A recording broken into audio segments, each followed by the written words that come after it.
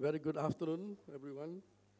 I want to thank Dr. Gurinder and Mr. Chauhan for inviting me here today to address such a distinguished group on the topic of innovation.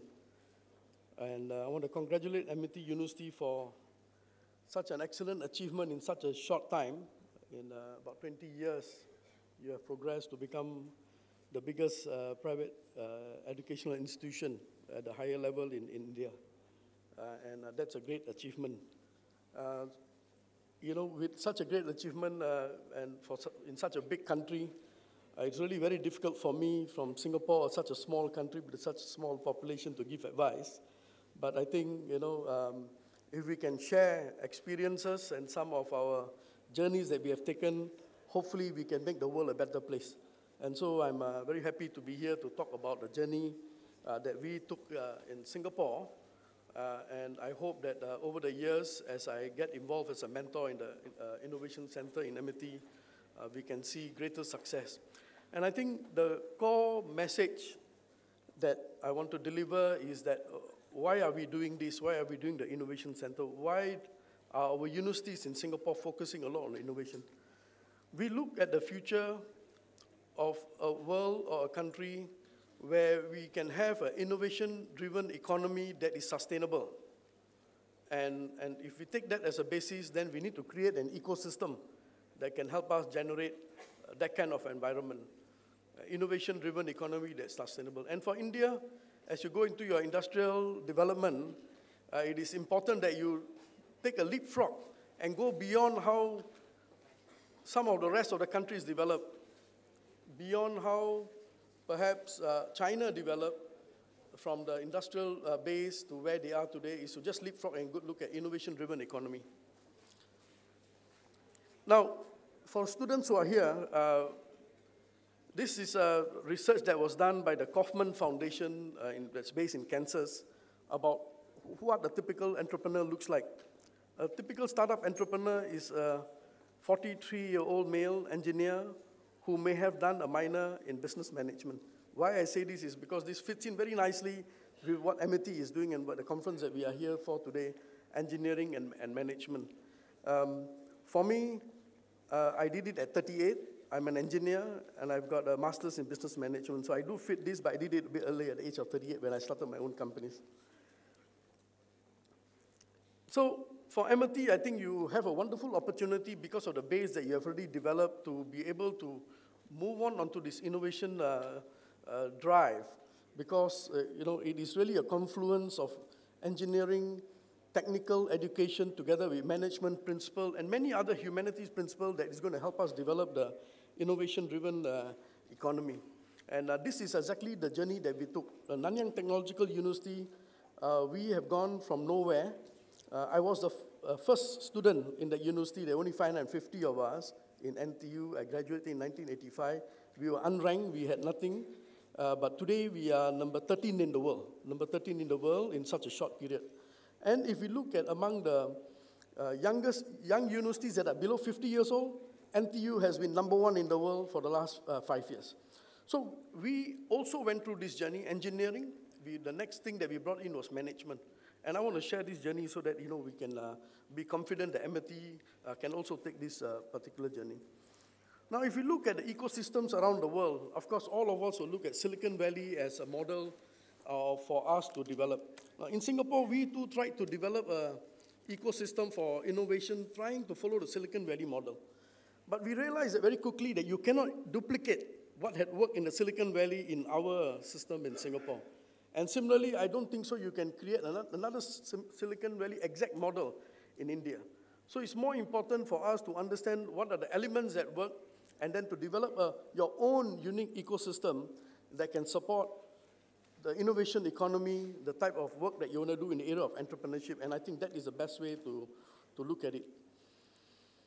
Now, Singapore journey, this is a place where we have many of our startups. It's called Block 71.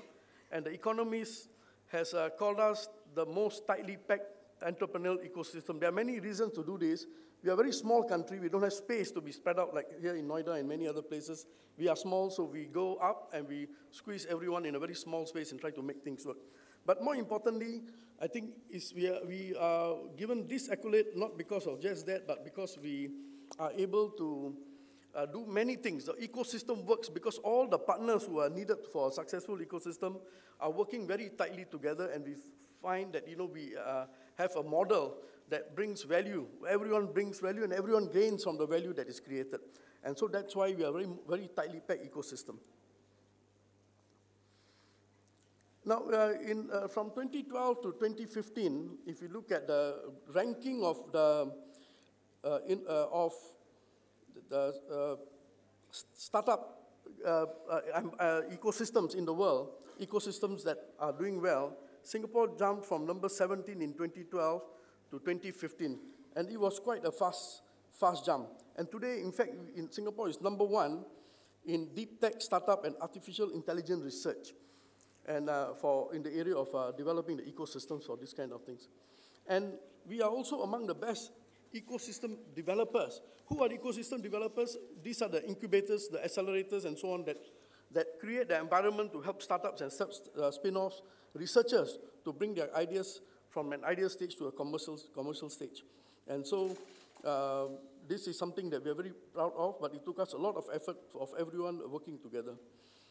Now, how did this happen? How did we become from a trade hub, a small country without any natural resources, and to a stage where we are among one of the best ecosystem developers for the entrepreneurial network? We realized in the early 2000s that our economy, which was really based on trade and also based on a manufacturing base, was not going to work for us in the future. And so we had a nationwide initiative to look at the future, the economic restructuring of Singapore. And one of the initiatives that came out from that was the creation of this organization called ACE, Action Community for Entrepreneurship. I was one of the person who started this, and we drove this system where it was a partnership between private sector, universities, and the government to develop a system where we all work together to change rules and regulations, to create a better education system to prepare our young to take up the entrepreneurial journey, to create a culture of entrepreneurship, and so on. So this was an organization that was a partnership between government and the private sector. And in 2014, because of the success, this is now been made into a private sector organization that is now looking at the entrepreneurial ecosystem. And after we developed that, we got all the other organizations involved, from venture capitalists, the companies, the entrepreneurs, the universities. These are all part of an ecosystem that when we try to develop a successful system, we need to make sure that all of these elements are present if we want to be able to create such a successful environment that we have been able to create over a period of time. And so this is what we focus on. Many of us spend effort in many of these areas to develop how do we prepare our entrepreneurs better? How do we attract risk capital into Singapore? We had nothing. When I started my company in 1998, I could not find risk capital to fund my company. I had to go to Taiwan, and I managed to raise $138 million at a startup. I could not find anything in Singapore. So we realized that funding was a big issue.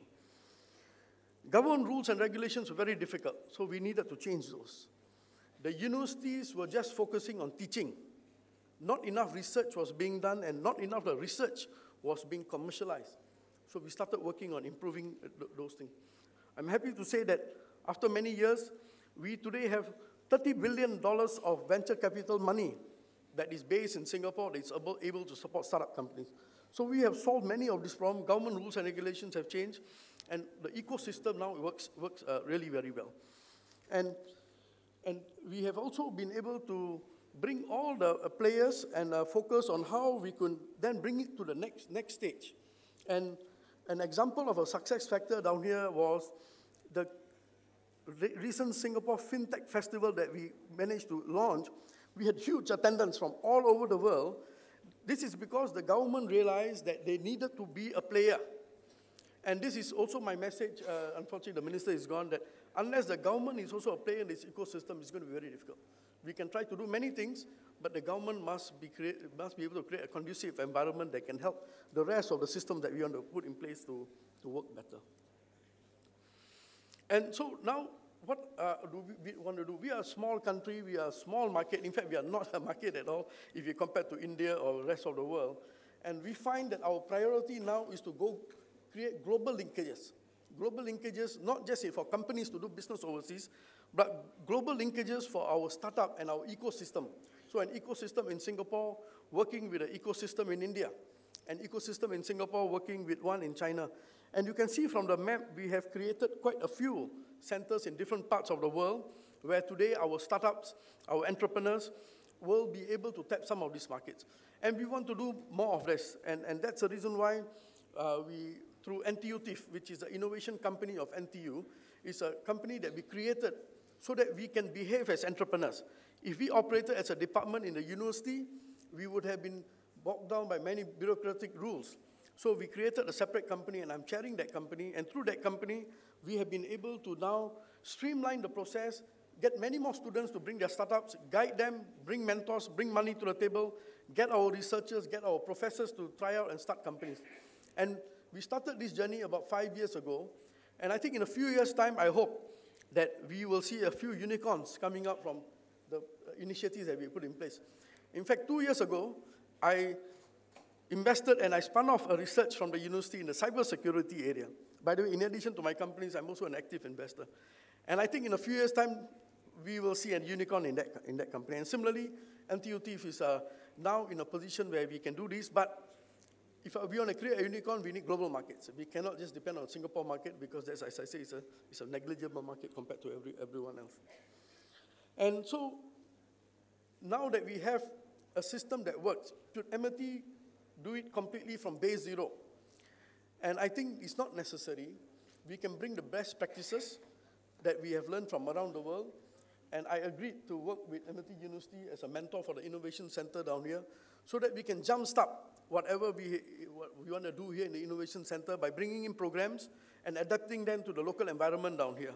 So we have programs where we will prepare our startup, our entrepreneurs who have ideas. And the most difficult stage is converting an idea to a business. They don't know how to do it. They don't know the business models. They don't know the revenue models. They don't know finance. So we have to train them in some of these areas, give them some of this hands-on training, some academic training, and prepare them. These are the kind of programs that we already run, have been very successful for our companies, and we can bring over here to Amity over the next few years. And hopefully, this is something that will help us create not just success here, but also to create a global network. So we are here, Amity can have a center in Singapore, NTU can have a center here in Amity, and similarly we can go to different parts of the, in fact, we already have centers in Shanghai, in Beijing, and a few other places around the world. We're starting in Indonesia and the region.